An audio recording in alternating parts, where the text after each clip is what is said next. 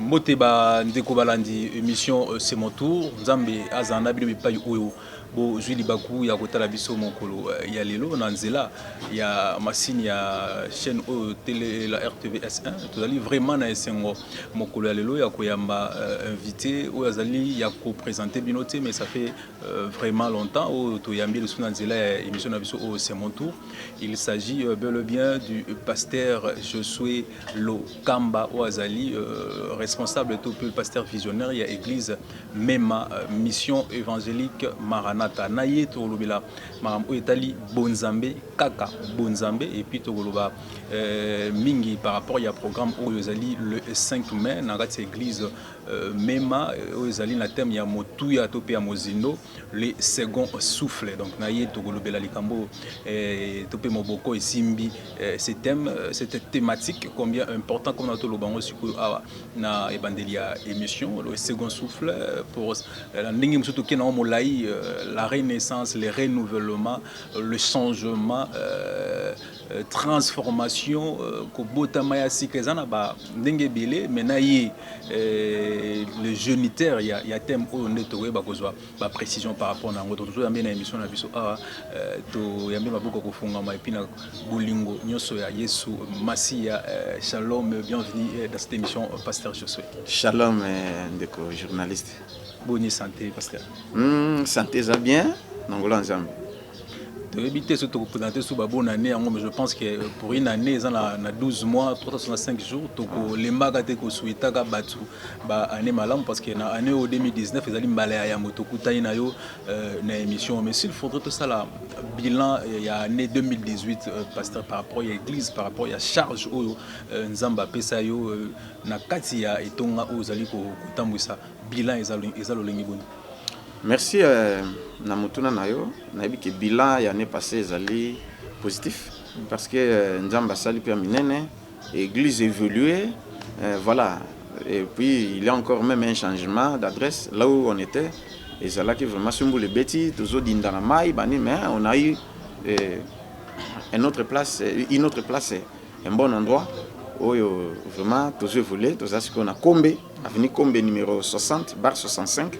En face dans la police à Mabanga, référence hôpital Mabanga, tous les voisins hôpital Mabanga, na Yolo Sid, arrêt Capella. Voilà, c'est là où nous sommes, nous évoluons très bien. Donc sur tout le plan, le bilan est largement positif. Mais tout en Mozino, par rapport il y a thème les seconds souffles. Année 2018, tout le bilan qui paie beaucoup plus dans l'émission Nabiso par rapport à ces thèmes, par rapport à cette thématique, les seconds souffles, les seconds souffles. Est-ce que c'est pour vous une mission ou on va confier par rapport à ce thème ou kaka elengi ya thème ngo yo moko o se retrouvera na kati. Merci beaucoup Nalobaka mingi ke second souffle ezali mission ezapé émission. Eza mission parce que Nzamba pesibiso mission ana ya ko redonner espoir, ya ko redonner encore vie na place vie ezate, na place où muta perdre espoir, à perdre même foi. Qui a que sous-souté, on a déclaré qu'il y a que sous-souté. Mais Nzamba bikisi. Donc, tous autres tirés verset dans Ézéchiel, chapitre 37, verset 1 à 14, où tous on a les ossements desséchés.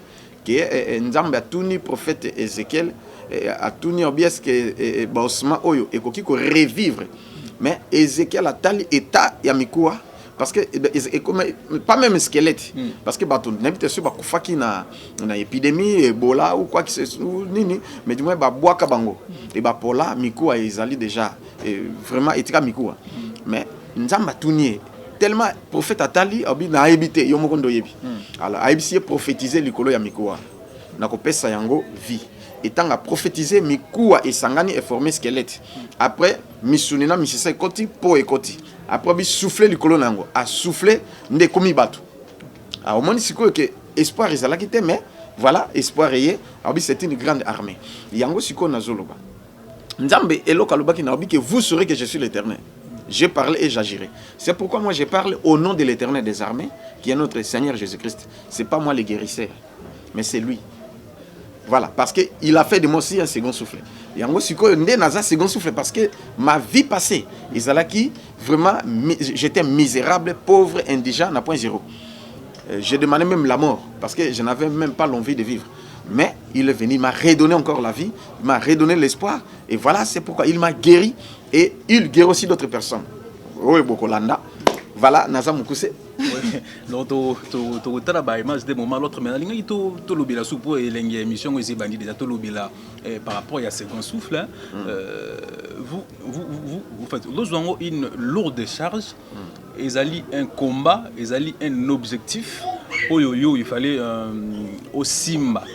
Ici au Simbi des ateliers au respecter biso parce que par rapport à témoignage et les cas là par rapport à l'émission à 3 reprises au mona Jésus-Christ oui.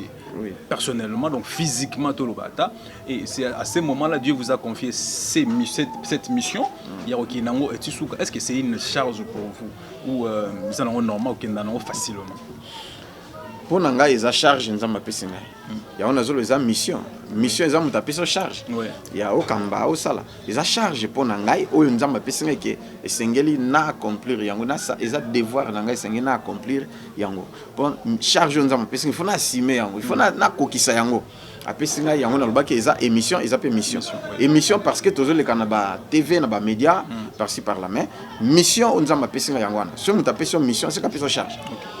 Alors, il y a un peu de quoi, si on bel et bien, ndenga pesinga na ngolu na ye. Voilà, loko na kolo ba mukusi yango. D'accord. Aujourd'hui, bato ebele na mikili ya poto beaucoup plus surtout bato ya poto pena esika oyo les seconds souffles ezali ko sala pena misala nango a pena niveau ya mboka na biso to otanga ni par exemple ezebele ba frère météo avec vraiment na okufa bato ba yebi to ya mai pena émission na biso a témoigné à plusieurs reprises et aujourd'hui azali parmi ya bana oyo ba yamba yeso azali ko tambola kati na vision na yo kati na se ya makolo na pelokula. Mais est-ce que vous pensez aujourd'hui, pasteur, déjà, s'il faut que on atteint un pourcentage, combien de pourcents par rapport à Moussala aux charges de ma pétition ou de transmettre et pas à Batou boni déjà, et si va passer, dans l'étape Moussou, va routine attend, va misérable, va souffrance, va problème, va l'équipe si on a second souffle. Merci, parce que c'est une belle question. Oyo nzambe a lobé la kinga moko et puis a lobé en ngona nzela ya basala ne mususu na bato mususu. Abi c'est que moi j'ai fait c'est que 15%. O nyonso zomona na bato bazobika bazo tout abi 15%. Donc il nous faut encore 85%. Oui, tikali. Donc c'est que bato nyonso bozomona tina États-Unis, tina Canada, tina Australie, tina Europe, Asie, pays africain et puis même ici à Kinshasa. On dit que ce n'est que les 15%. Nous sommes que na débit, il y a mission nzamba pesibiso. Voilà, ndengo zomona au lobby pour na frère météo, bomoni témoignage na bozolanda yemoko a témoigné bomona nini we salama et puis ndengi ni nazali. Et puis voilà, et puis na maman moko oyo abala mundele azana Belgique. Yo ezaba témoignage moko yo ke eza vérifiable pour ils attaquent que ndengue batum suba comme ça là ba ubenga ngoma nkioni ba so mankioni aki apesi mutumbongo aya ko nini omoni mwasi ya mundele abala mundele babota bana mibale ya mundele mais ba empoisonné ba meki kuna ti simbité atamboli par-ci par les simbité aza servante asambelaka ba bondeli pone na ba pasteur mususu na mindele na batu mwindu mais abikité mais nzamba sungi to bondeli pona na téléphone kutu ya yezalika na téléphone nzamba bikisie ba médecin va déclarer que Bobby pour naïe 7 jours ils ébélé azokufanaï parce que poison est perforé ba mitopo il perforé ba fois tout de ba suki tout elongwa comment le quoi likala mais to bondeli nzamba bi c'est le second souffle il faut redonner espoir et pesa biloko sika abiki ndenge bozomona a témoigner et puis biloko tout ba fois tout ezalaki endommagé et zongi correct azongi na hôpital ba moni babi eloko ezati sous-souté. Donc il est totalement guéri. Et puis à Longweti, kuna na Belgique, a été awa, a été témoigné na ba preuve ngana, nous surtout et comme ça. Donc je n'ai rien à commenter. Et na sengi kaka na bato bazolandanga, second souffle zali, baya tokutana et ko souffle, to pe ba benga, Dieu va agir. Ozala mokonzi, ozala mutupamba, ozala mwasi, ozala mobali, même au sambe la kate, les second souffle ça concerne tout le monde. Voilà.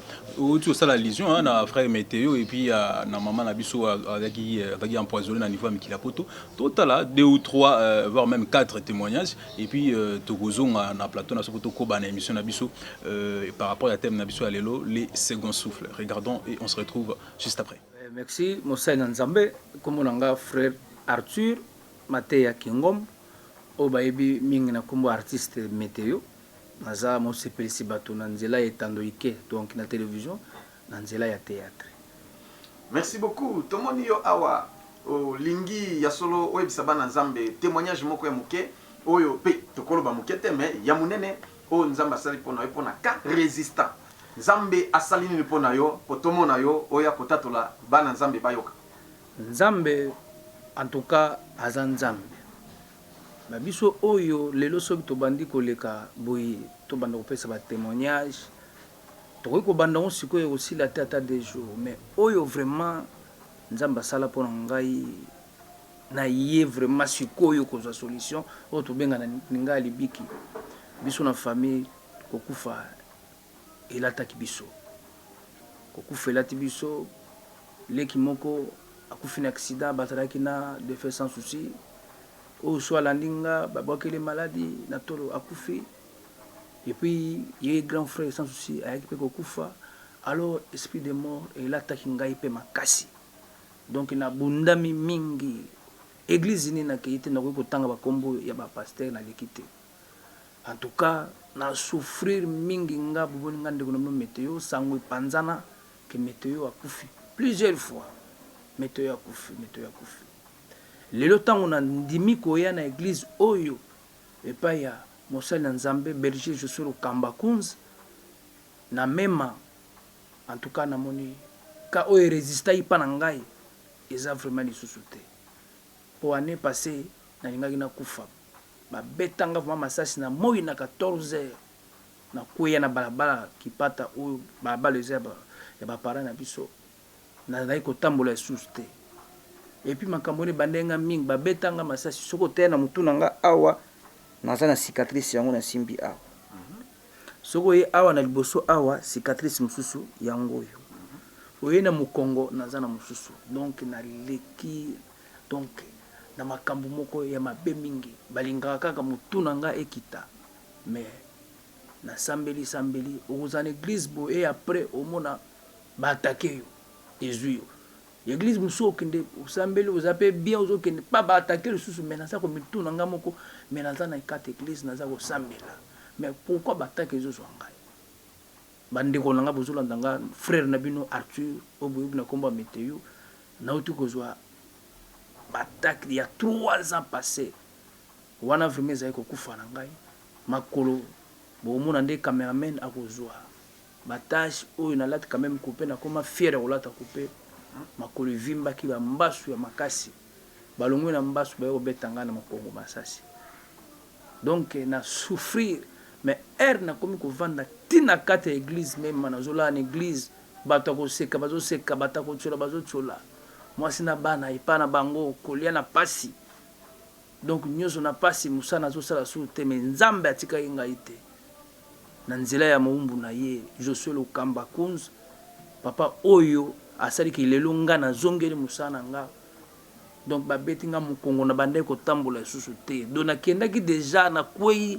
de 12h à 14h papa tinda batu baye aye azu ba prier pona nga kaka maya pamba sokoya nga na telemi kaka ndenge na kwei wana bazwa nga tina église nazalaki so nazana madame atana balabala mukongo kata na ko tambola te fona simba mirbe mutuka madame na nga yebi batu nyonso bayebi ke meto ya zokende donc esprit de mort oyo ezali na famille na biso makasi donc esprit de mort oyo ezali na famille olobi petit frère akufi na accident mususu akufi petit frère mususu akufi grand frère akufi oui papa akufi mama akufi vraiment wow siko ezalaki nde yonde okufa ngai vraiment nde faina kende ba ka résistant lelo nzamba peso solution message nini okoko pesa na bato nyonso bazolanda o ba bondela esimbite ba bondeli esimbite ba lukindi nyonso hôpital esimbite message nini okopesa bango message o ngana kopesa bango o mwana bango ya na bango leki na bango na vandi liboso ya caméra boye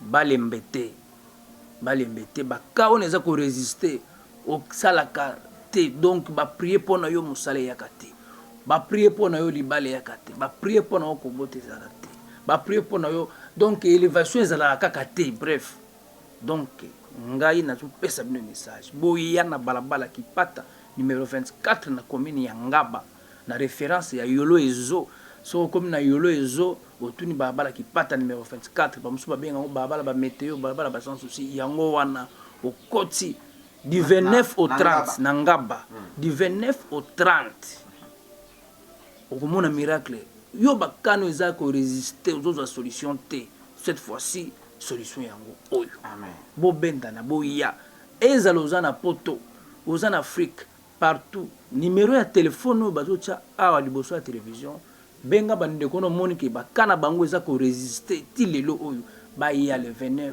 ekozala de 15h à 19h na commune ya Ngaba ezaka pona Ngaba te pona monde entier parce que l'église on ngana zali baka o ngana moni na mona mutu azoloba te alobi na mona mutu libele vimba mama ya awa ye moko a témoigner passionné sila na mona mutu liboma baena ena basinganga na zola na église na zomona ba pesa te kisimo te kaka lo sambo ya pamba donc yo poza na mutu ya ndengwa na ndako basambela pona ena église ebele meka ko ya awa ya ko meka nzambe ya mema okomona délivrance nyonso ndenge kosalama ndenga nazawa na bandi musala nakomi kolata bakope nakomi fe nyonso tu na kombo ya nzambo nazosambela lukamba nde makambo na nga ekeli boso donc diable azomeka ezosimbaka asu te bakomi kolia na bango place bazali alléluia donc c'est ça yango na ye kona loba na pe moi témoignage yo muke et puis nakopesa lisusu après le 29 bolanda nga ndeko na bino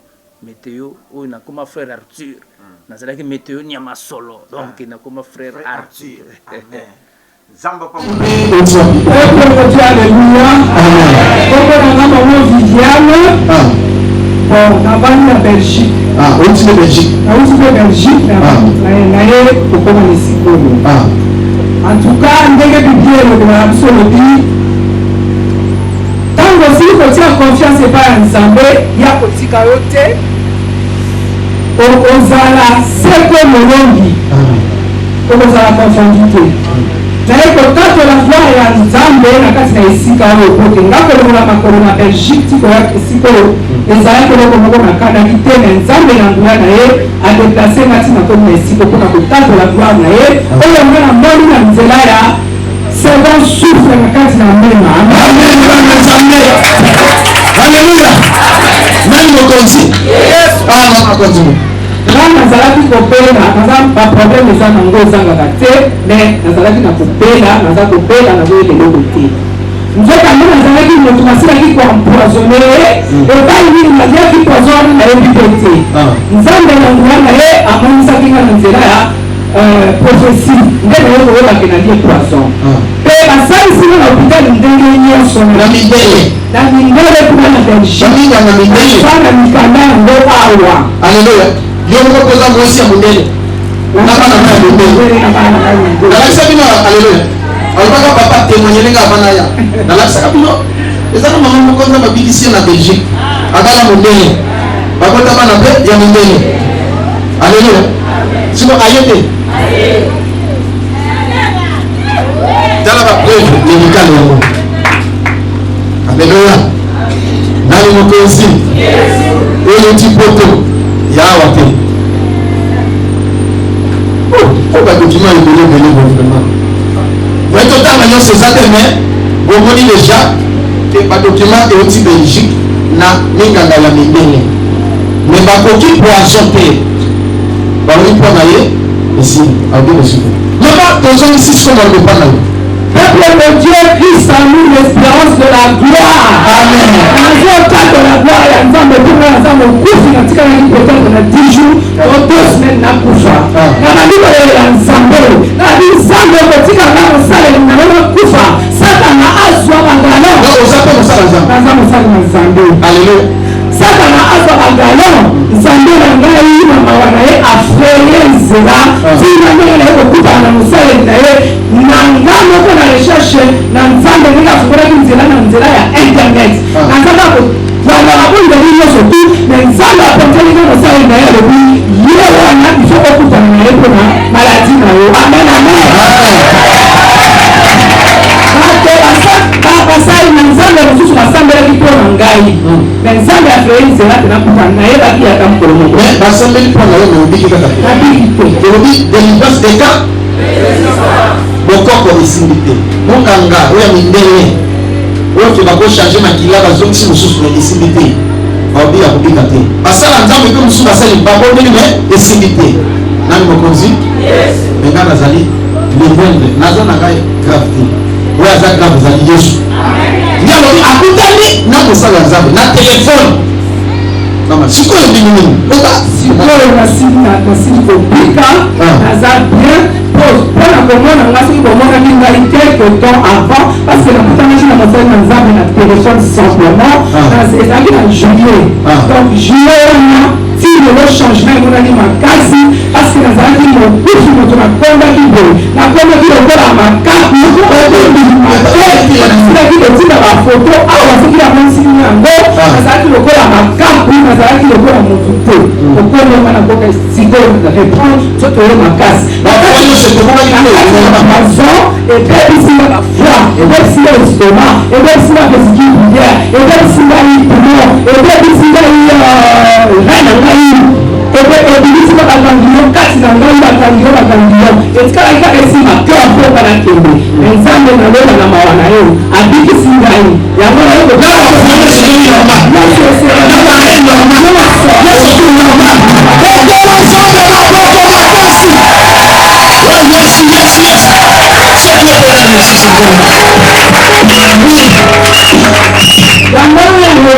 kati na etonga oyo oza na nzambe biso bakozoluka mosika toza koya awa parce que moko ya nzambe ezali kati kozwaka ngo na moke te sivouple kozwaka ngo na moke te eloko makasi ezali kati na esika oyo yango naza koexorte bino ete botikala fidele kati na etonga oyo komona nzambe akosala ya minene ata lelo te yobi ya kosala po nzambe biso akusaka te nzambe oyo ya solo akufa te aza na bomoi kati na mema nzambe wana asalaka qu'importe le temps qu'il faudra pour ça il faut que persister kozala na foi ya makasi na patience kozala na fruit de l'esprit ntango wana okomona emene nza kosala kati na bino alleluya sikoyo bato nyonso bazolanda ezala bandeko baza na belgique ezala na france na états-unis na australie na asie ezala partout oyo bazwi poisson baza na baproblème barein banini okoloba bango nini nayebisa bango ete baleka ata bakoyeba vraiment mosali ya nzambe directement te baleka ata na etambo te tobengi internet bakobeta josue lokamba cout bakomona baprédication bakomona mabondeli na baetenaka de délivrance te base précipité balongwa basala te économie bafika tike baya sur place baye à partir ya europe d'abord epuis bazwa bacompromis baya sur place mpona okoma na esika bakobika okoma ya bikali alleluya bana nzambe je peux dire que plus de 20 ans wow alléluia basali ngai opération soki nafongoli awa okomona pota elongwe na mokila awa ti awa oh là là erreur nebikisaka te et puis baye kozwa arthrite oyo babengi arthrose ezali bacartilage ebandi kosila na age na nga cartilage na ye tokutani na papa didie abondeli mpo na ngai yapesi ngai chaîne ya 3 jours yapesi ngai 4 jours ngai nalobi kaka na minute oyo ya 3 jours esili ya 4e jour ezoba na bandi nazali 3 jours 4 jours 7 jours bien aimé mosali na nzambe aye kosimba ngai alobi on donne ce qu'on a ngongi ya mafuta amelisi ngai ebandi kotravaille nazali awa nazali na onction moko impossible nazali na onction moko impossible na oyo nyonso bazali mpo na ngai nabandi kobikisa bato kona bato bakufi nanu nakomi awa te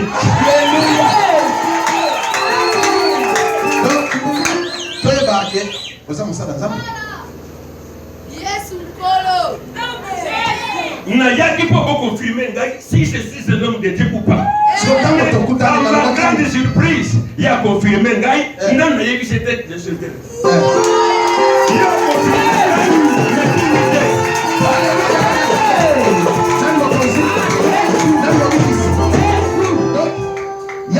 confirmer. Peut-être que je suis confirmé. Na confirmer. Est-ce que vous comprenez? Et tant que vous allez prier, miracle ça là. Et bien sur place. Oui, continue. Na bela kana nglaite. Oyo ya pamba na nata. Zoka na kiba kandeza bepo na sale dai. Zoka yebi singa ike. Po yo mo na mala sale na deza.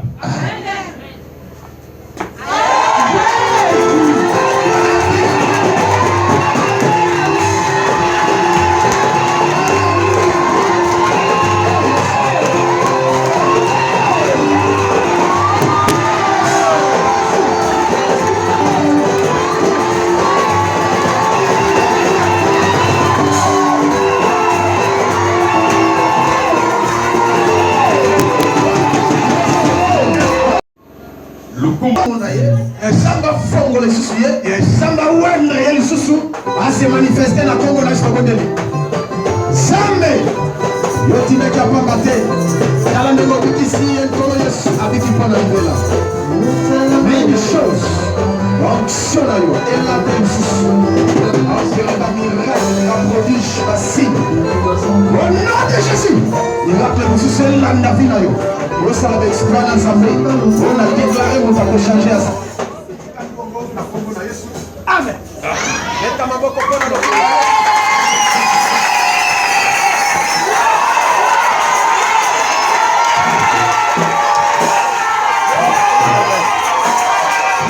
Sur ce plateau, tu as dit que pour l'anda et l'on a bien la bokebi, et surtout le résultat à second souffle, on va perdre espoir, pasteur. Mais va perdre espoir parce que les médecins vont oublier que shooter. Au moins il fait météo, espoir ils allaient shooter. Si Alexa imaginer qu'à la même na côté hôpital en tout cas c'est tout et puis abîmer l'hôpital va bêter sous deuxième équibota et frère s'il a oublié que shooter. Maman on a au moins les médecins n'importe médecins les a volé par rapport en Afrique. Mais les médecins ont déclaré que 7 jours à vivre dans 7 jours c'est belé à vivre shooter parce que est perforé déjà. Voilà.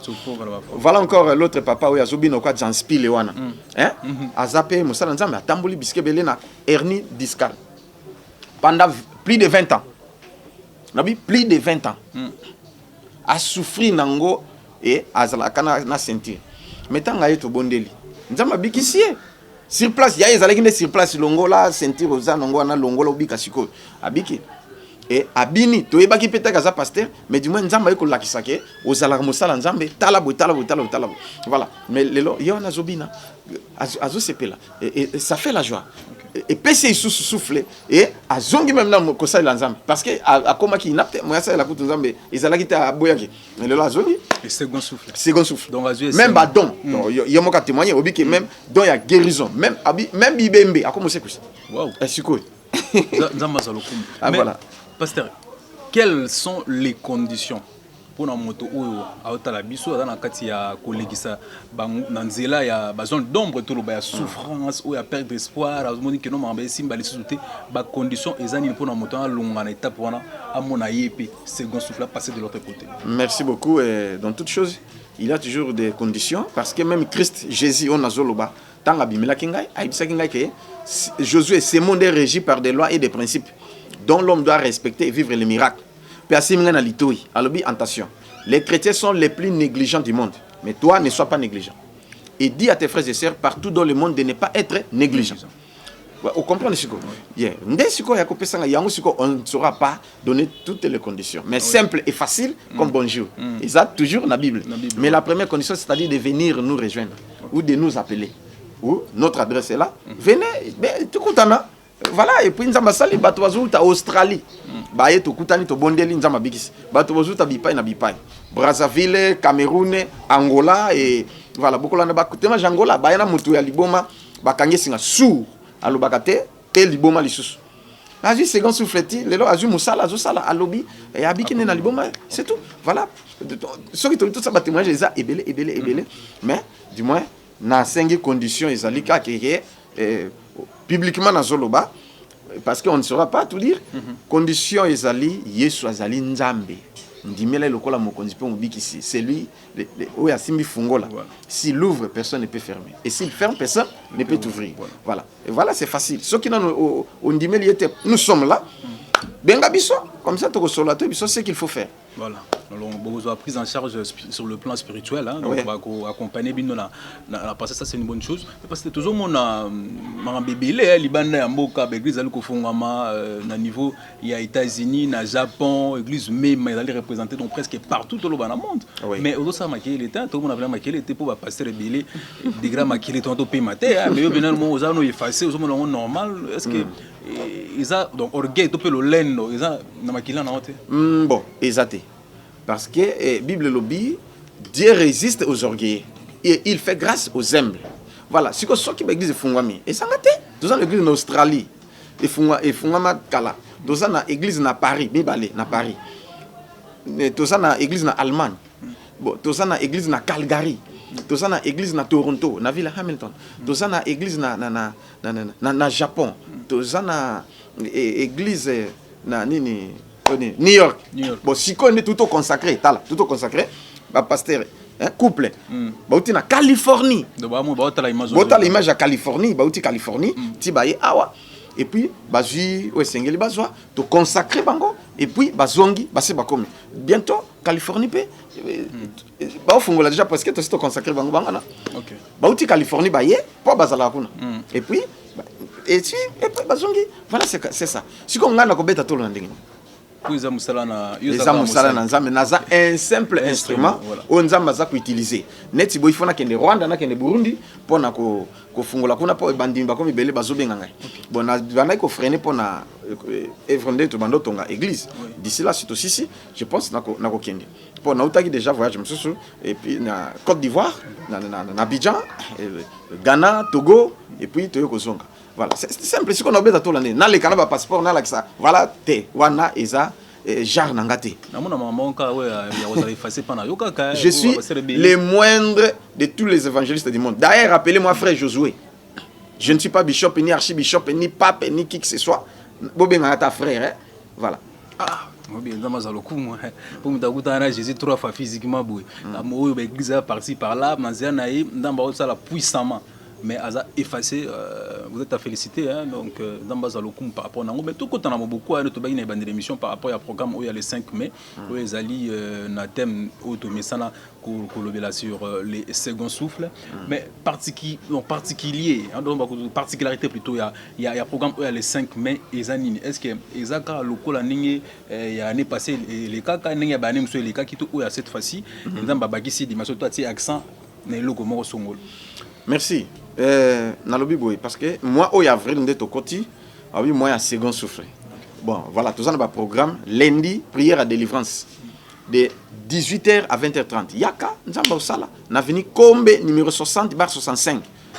Référence Ali Capella et puis tout ça ba voisin à hôpital Mabanga ou alors en face na la police à Mabanga. Ndako étage ezana c'est là où nous sommes na Yolo commune à Kalam.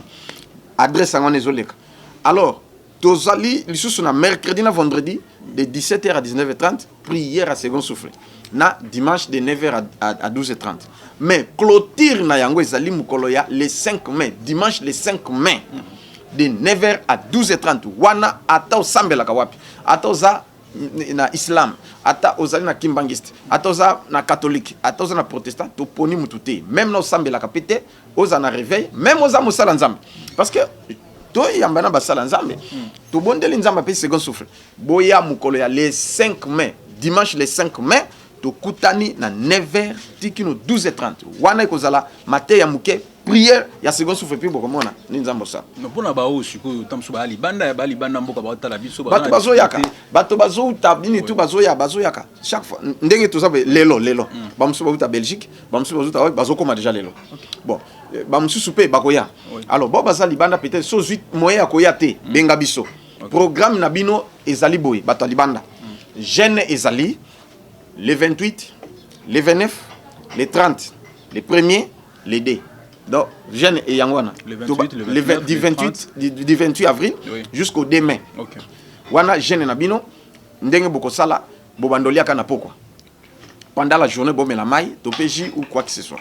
Alors ce beau si si j'ai nabino les deux à partir les trois nde ubandi ko benga ubandi ko benga alors biso to ko bonde la pona bino ubandi ko benga ti mais soko benga uzwinga te comment message tika message s'il vous plaît parce que tant sur nos sambela tant sur nos teya nako kata maté ya tena yamba ba téléphone voilà mais tinda ka message kombo na yo nani tout et voilà au tin message que papa prier pour nanga pour na sala qui gêne OK to na bengo ernine tant aussi ça number na au tin na répondre et puis même na WhatsApp pour numéro na WhatsApp et zappé bon voilà au bengi to ko sambela nzambo ça. D'accord. On me fait signe un comme ce qui peut aux ana moi peut-être au tin da libonzana yo au tindi yango na bi ke numéro na ngai ka yangwana au bengi na biso ndenge nino sala voilà parce que bah moment où il faut soutenir il faut soutenir misala la nzambe il faut soutenir ba oyo bazo ko matangomba bazo kati na prier parce que nzambe pe ya mona ba tebela visita ba tebele ba oyo baza balinga ko soutenir misala na epe oui voilà on te commis pratiquement na suka émission na biso on me fait signe mais ce que vous un dernier mot un dernier message à repasser par bandeko batali biso par rapport il y a second souffle et bah surtout bah au bazan na kati ya pas il y a ba difficulté vina ba au bazan problème robota bazan na problème musala maladie ba lobby est incurable leti ndakisa maman na biso na empoisonné mundela lobby 7 jours comme ata ko famelelo 7 jours ngo nzamba multiplier on a combien de jours on a lobby ko voilà. Merci beaucoup eloko na koki koloba ezali ata na bondela ka pona yo mais obika te okobenga na kobondela nzambo sala parce que na moni na bible yesu abondeli pona aveugle abikite aye pour la deuxième fois ndabiki donc papa mususu na bondela pona zana sida na bondeli pona 6 fois abikite 7e fois aye kobika voilà bon pour dire que se décourager te nzamba sali mais siko na ngina bondela pona bino bato bozola na ngai soki oza d'accord yo sala ka neto zo simba loboko na ngai et Nzamba visité Nabondé. Nzambe ya miracle, créateur du ciel et de la terre. Yo lingi ban na ba prospérer à tous égards, pe bas en bonne santé. Selon ta parole, bas à guérison. Au nom de Jésus, pe besoin solution. Au nom de Jésus, miracle et s'opérer na vie na bino. Bo vivre second souffle place bozali na kombo na Yesu. Amen. Amen. Merci beaucoup, ça n'est fini pour aujourd'hui. Toroku Tanabongo très très prochainement pour un nouveau numéro avec notre invité pasteur qui sera disponible avant programme le 5 ou soit après, hein, juste pour nous évaluer ce qui va se passer. Juste au début, Azala toujours un rendez-vous, Azala toujours na basali ou bazali ko tambola kati na robanga et puis azo démarrer na présence na. Donc Toroku Tanabongo très très prochainement. Nzambe azana bino rediffusion émission au total en jeudi na 13h05. Donc prochainement Toroku Matissa, toujours dans la seconde souffle, mais qui est dans la phase Moussoussou. Il y a notre pasteur Josué Lukamba, le représentant de l'Obaki, il y a l'église même. Un grand merci à l'équipe. Il y a Ndeko Obasungi Biso Mukula Lelo, pasteur Okwede Ngana Bakombo, Ndeko parce que Bakombo. Freddy Nchoki, Chris Makela, et puis na Gertis. Ok, Nzambe a pambola bino na musala kitoko oyo bozo sala bozo ko accompagner pasteur sur le plan bana sur le plan spirituel puis bozo ko bozo accompagner na musala oyo ya sango ya Nzambe comme partout ceux qui ba ndoki bazo panza sango ki ndoki bongo biso bana Nzambe to panza te pour ani Nzamba pambola bino to tani bongo prochainement d'ici là portez-vous bien, moi je vous dis au revoir. Merci pasteur.